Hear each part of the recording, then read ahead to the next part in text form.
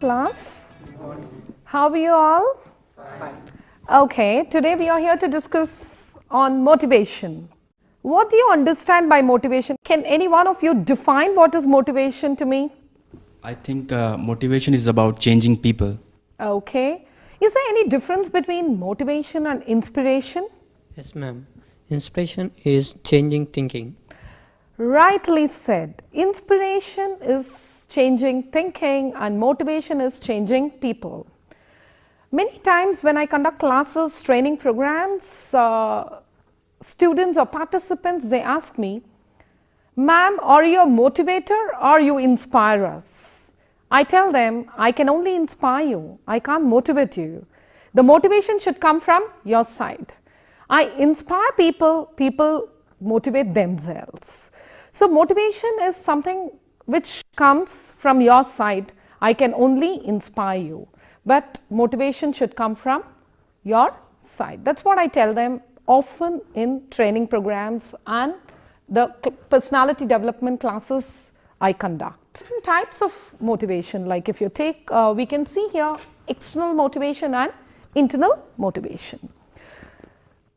Now you know what exactly is motivation. We have defined motivation. Can you please give me some examples like of motivation, like how they got motivated? Some examples from history we can take or from present we can take. Can any one of you give me a few examples of, yes?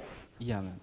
I talk about Gautam Buddha. Okay. He was earlier called as Prince Siddhartha. Okay. When he was gone for journey and he has affected from the surrounding, a lot of pains and a lot of hurdles in society. Okay. So he has given up his luxurious life and he has gone for search of truth and for salvation. That's it. Very rightly said. Gautam Buddha, or he was named Siddhartha. Later he became Siddhartha Gautama was his name.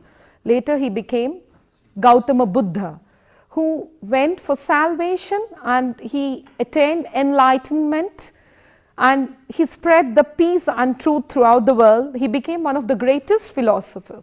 He got motivated from the outside world. When he went on a journey, he came across pain, suffering, he saw people dying, and then he thought, what is life? Life is not living in luxury and enjoying pleasure. There is so much in life, and he went in search of truth and he attained enlightenment. He was motivated by the external world. He was motivated by the environment and the society. Can you give me a few more examples? Vivekananda also motivated by his guru Ramakrishna Paramahamsa. Very rightly said. Ramakrishna Paramahamsa motivated Vivekananda to become a spiritual leader. He became a monk and he spread about Hinduism in the US of A. He went there and he spoke in the Parliament of Religions there, and the speech, all of us know about his speech. There was fire in his speech, and the whole crowd of the US of A got motivated with his speech. He inspired them and they got motivated. And later the world came to know what India is after his speech. Any more examples from your side before I go on with my examples? In many of the musical concerts, we do find singers getting motivated from the audience. Right, very rightly said. When we go to music concerts, we see that audience encouraging the singer or the performer. They encourage him to such an extent that he gets motivated and he sings with all enthusiasm, and you can see that his performance from song to song will be better if there is encouragement from audience. If there is no encouragement from audience, then you can see that the performance will be very dull and the singer also will not be very enthusiastic. But if there is encouragement from audience, you can see that there will be a very good performance coming out from the singer. So it is the inspiration which leads to motivation. Okay, now coming to this external and internal motivation. Let's talk about external motivation first. External motivation comes from outside. Already we discussed about it. We are all motivated when it comes to either positively or negatively. So when we take the external motivation, we will get motivated either positively or negatively. I am going to tell you a story. We all love to listen to stories. Story of two brothers. One brother was a drug addict, a drunk, and constantly and frequently he beat his family up. The other brother, a respectful businessman in the society, his family loved him, his friends loved him, society loved him. Some people wanted to find out why the brothers, coming from the same set of parents, brought up in the same environment, could be so different. So few of them went to the first brother and they asked him, how come you do what you do? Why you are a drug addict? Why you are doing all these things, like you beat your family up, you have no respect in the society? Who motivated you to become like this, or what motivated you to become like this? Immediately pat came the answer, my father. They said, your father? How come? My father was a drunk, he was a drug addict, he constantly beat his family up. And I took the inspiration from my father, and I am what I am today, it's because of my father. Then the same set of people went to the second brother and they asked him the same questions. How come you are doing everything right? How come you are respected in the society and your family loves you, you love your family? What motivates you, or who motivated you to be like this? Pat came the reply, my father. They were shocked. They said, your father? How can your father motivate you? Your father was a drunk, he was a drug addict. According to your other brother, he motivated him to become bad. How come he motivated you to become good? Then he said, I'm sorry my friends, because my father was like that, I decided that day when in my childhood that I'm never going to be like my father. He motivated me to become a good person. So both of them took inspiration and motivation from their father. One got motivated in a positive way, one got motivated in a negative way. So this is what is called as the external motivation. His father externally motivated them to become positive and negative. The same father, the same house, brothers living under the same roof, the same environment, one got motivated positively, one got motivated negatively. Discussed about internal motivation and external motivation. Let us see demotivating factors right now. There are many demotivating factors, but I have listed around 10 factors over here which are really important and which really demotivate a person. Let's see what are the factors. Number one is unfair criticism. If someone's criticizing you for no reason every time, you get really demotivated. Then negative criticism. Every time they say negative about you, they never talk about the positives of you but only negatives of you, then you get really demotivated. Rewarding a non-performer.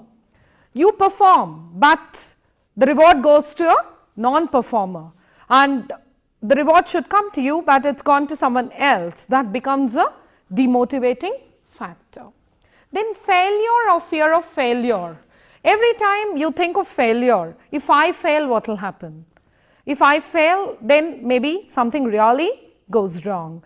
Failure is not measured like how you go up. It is, failure is something like when you fall down, how you can bounce back every time. That is what is called as success, not how you fail. Failure is not the end of the game, like it is just the beginning. It should really motivate you to go further. So never fear for failure.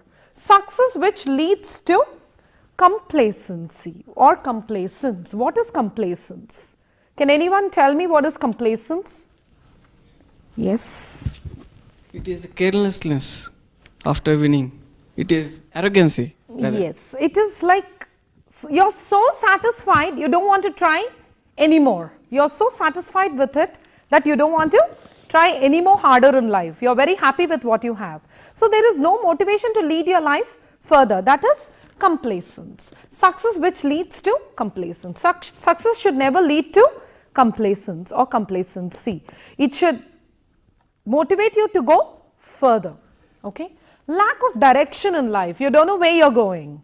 You don't have any direction in life. You don't know where you're going. It's like you want to go to, let's say, Visakhapatnam from here to Hyderabad to Visakhapatnam. You just go directionless. You go to a railway station and you go to any platform you like. You board any train you like and you go directionless. It's not like that, is it? We need to buy a ticket. We need to know which train to board. We need to know the timings of the train and we need to go to the right platform, board the right train, then only it will take you to your destination. You can't just go directionless. If you go directionless, you will go end up somewhere. So life should always have some direction. Low self-esteem. There is no self-respect. You don't respect yourself, then how do you expect others to respect you? So you should always have that urge to have, and always you should say, I am somebody. You should never feel I am nobody. You are somebody in life. And unfair treatment. You know, someone treats you really unfair. Like for example, usually this happens in schools, Indian schools, mostly it happens. Like the first rankers are treated fair and the last rankers are always treated unfair. So it becomes a real demotivating factor. Even if he wants to do something, he will think, anyways I am treated like that, so why should I perform? It becomes a real demotivating factor. Then hypocrisy. All of us know what is hypocrisy. Doing something, saying something and doing something. A negative self-talk. All the time you talk negative about yourself. Negative auto-suggestions. I can't, I'm not beautiful, I'm not handsome, I don't have that, I don't have this. So never do that negative self-talk. You're demotivating yourself by doing so. So there are many factors, but we are only saying these top 10 factors which demotivates a person. So never get demotivated and never think low of yourself and don't give negative auto-suggestions. Always give positive auto-suggestions that will become a motivating factor to your life. Right? Seen demotivating factors. Let's see the 6 important motivating factors. The first factor is give recognition. When a work is done, when a work is performed or something is done, you have to give recognition. Give respect. Nothing like rich, poor, beautiful, ugly, but everyone should get their respect. So it is learn to give respect. Make work interesting. Otherwise, it will become a real demotivating factor for them. Every now and then you have to make the work really interesting. Be a good listener. When they say something, be a good listener and listen to what they are trying to tell you.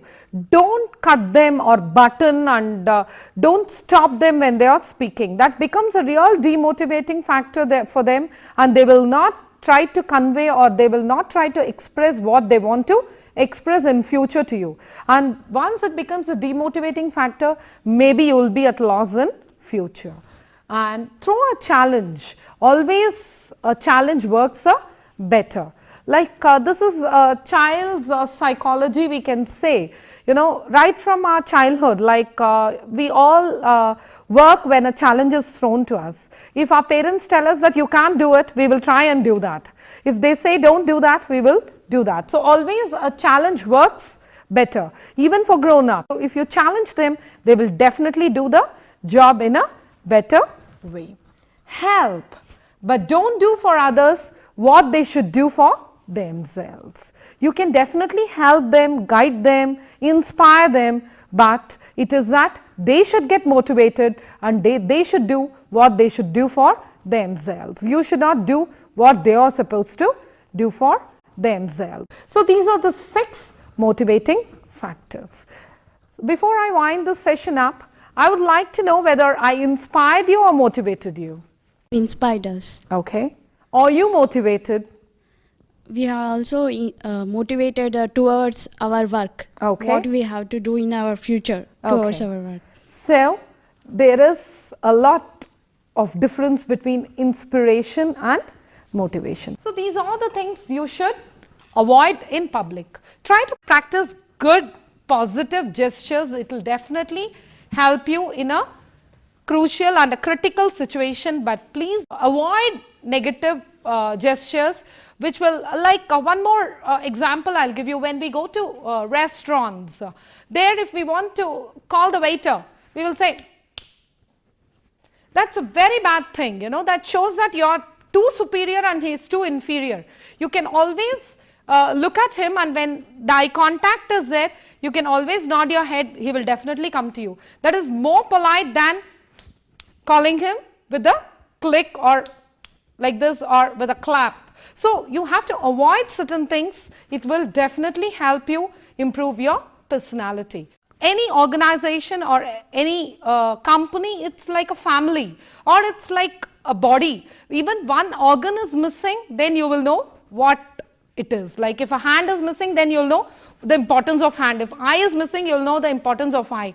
So, it's like everyone and every person is important. No one is less or no one is more. We are all important and we are all doing different jobs in this particular world. Every job is equally important. So, please practice positive gestures and develop a good personality in life and avoid negative gestures and showing superiority. Superiority doesn't come with position, it comes with humbleness. You become superior if you are really humble towards people. They will definitely treat you above, a level above. So, it should come from that side, not from this side. Thank you.